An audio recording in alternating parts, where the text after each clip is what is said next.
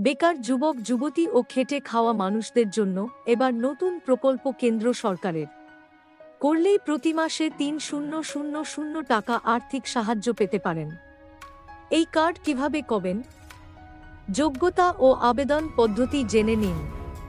বেকার যুবক যুবতী ও খেটে খাওয়া মানুষদের জন্য এবার নতুন প্রকল্প কেন্দ্র সরকারের করলেই প্রতি মাসে ৩,০০০ টাকা আর্থিক সাহায্য পেতে পারেন।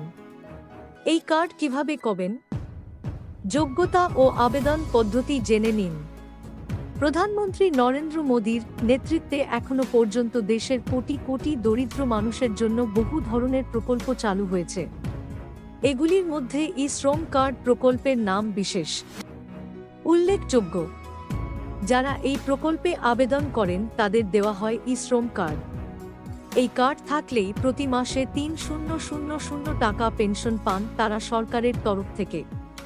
দেশের লক্ষ লক্ষ মানুষ বর্তমানে এই প্রকল্পে সুবিধা ভোগ করছে।